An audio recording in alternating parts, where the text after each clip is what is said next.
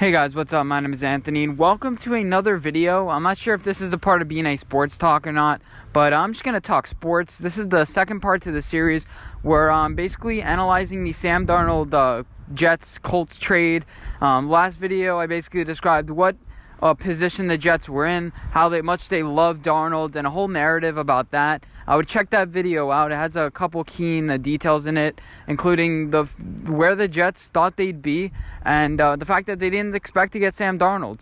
So so they ended up getting Sam Darnold, and the summary of the trade with the Colts was the Jets got their third pick, so they swapped first-round picks. The Jets were selected third overall, and the Colts selected sixth overall. And also with that pick, obviously, since the Colts had to trade back, they got the 37th overall pick, the 49th overall pick in 2018, and also they got the Jets' second-round pick. Now, last year we couldn't do a full analysis of this trade because these players weren't even selected yet and hadn't really played a lot. Now, obviously, it has a little bit more to play out. Sam Darnold ends up winning 2 Super Bowls. We'll see. But, yeah, so let's analyze what the Jets got and what the Colts got. So, easily, the Jets got Sam Darnold. Sam Darnold was a quarterback at USC. He's played 25 games so far. He has had a rocky career.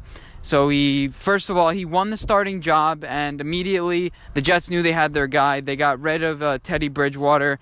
They had Josh McCown as a backup to Sam Darnold, just as a mentor, and they put Sam Darnold in a good position to succeed. And then Sam Darnold got injured halfway through the season, and he was battling with injuries even till this year. So in a total of 25 games, he has 35 touchdowns, which is, you could say, is decent, but you'd expect him to have a little bit more. He has struggled a little bit with his offensive talent. Robbie Anderson's really the only guy that he has reliable. A lot of the wide receivers that the Jets have, he's dealing with a lot of drops. Don't really have a nice tight end game like Lamar Jackson has been dealt, like Carson Wentz has been dealt. He doesn't really have a lot of tight end talent that he can rely on. Obviously, he has Le'Veon Bell this year, but Adam Gase doesn't like Le'Veon Bell. And this year, Sam Darnold went into the office just like, let's change something here. And since then, he's been pretty successful. I think since that conference, he's 3-3. But this year, they lost to 2 teams worse than 0-7 of Miami Dolphins, who turned out to be pretty good, and the 0-11 Bengals at the time. So the only Bengals win this season is from the Jets. So that's an important note.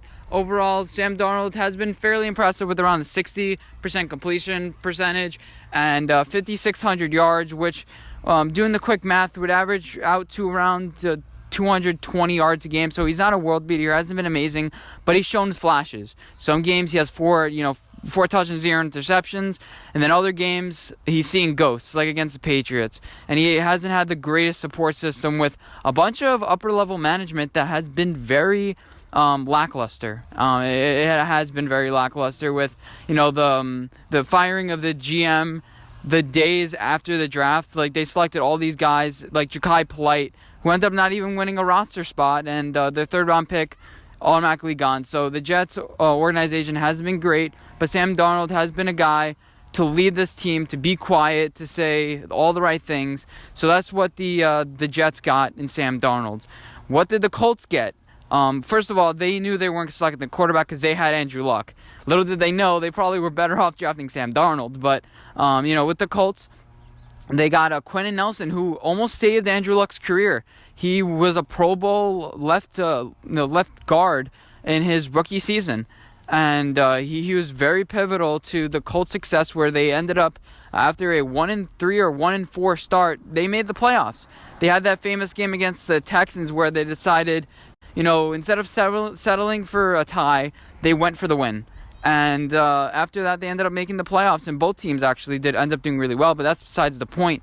The Colts got a really, really great left guard in Quentin Nelson, and also with their 39th pick, they got a guy named Braden Smith, who was a real standout last year. He was really, really good.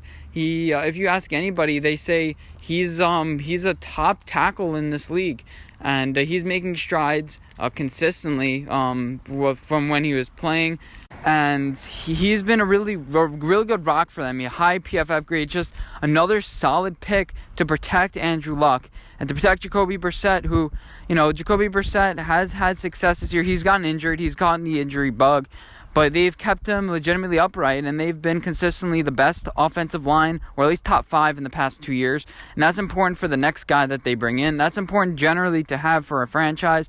Now they have all the trenches, and they can go out and get those speedy guys. They can replace their T.Y. Hiltons. They already have, Paris Campbell and a couple of other guys that they believe that can develop. Eric Ebron took a step back this year, but they believe that they have some weapons that they could build on. And this year, they don't have to worry about things like that because they know that they have top guys in their system. With their 3rd-round pick that year, the Philadelphia Eagles selected Dallas Goedert because the Colts traded back and they got a couple more assets. They traded back 3 spots, and with the 52nd overall pick, I'm going to struggle with this guy's name.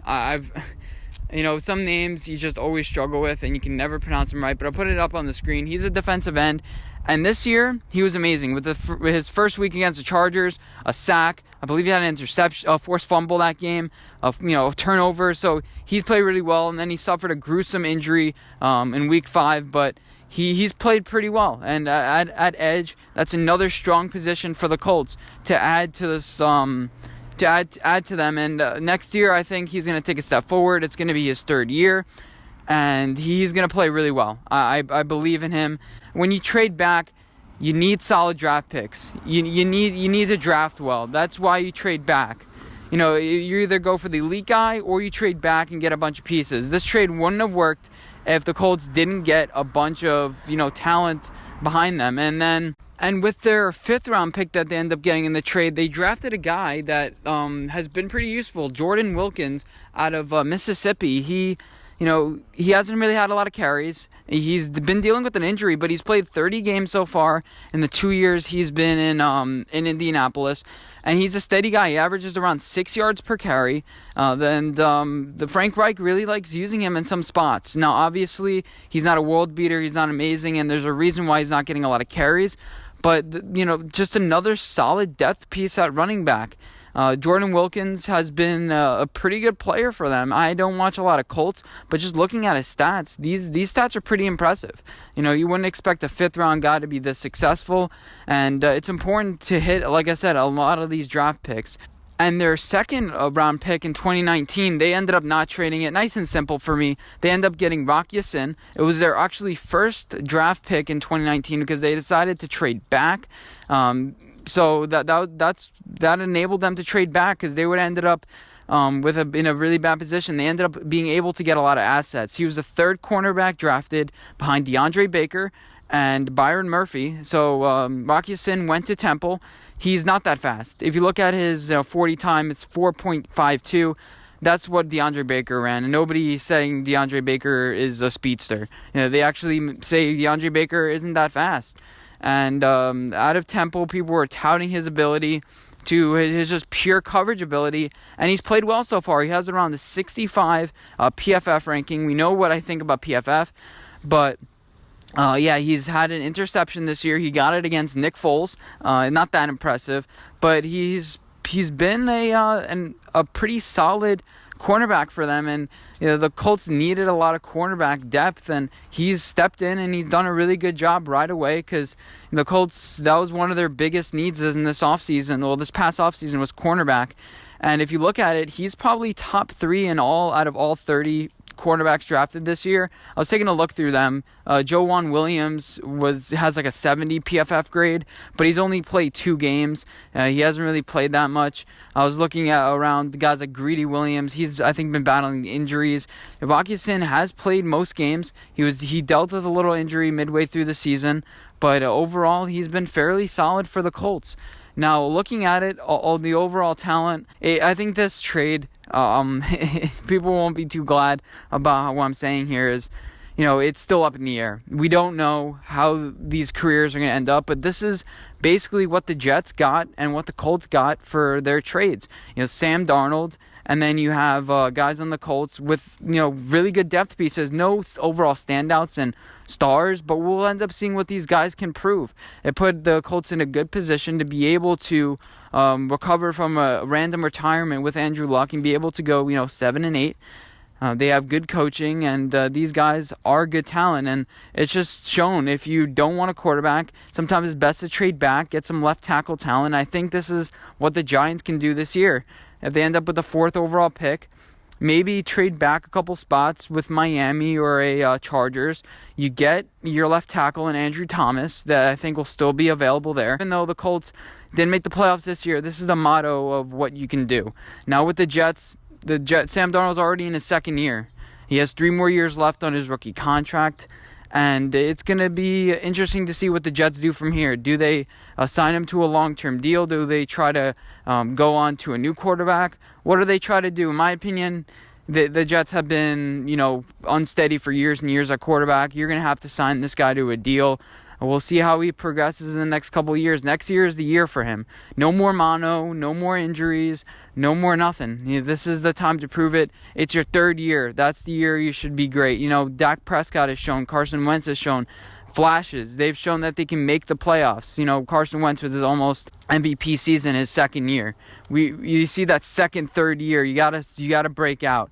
Obviously, Sam Darnold is probably gonna end up the best quarterback in this draft. Actually, no, Lamar Jackson. I take that back. Anyway, he's gonna end up the top 2. If he ends up top 2 quarterback in this draft, I think it's worth it if you're the Jets.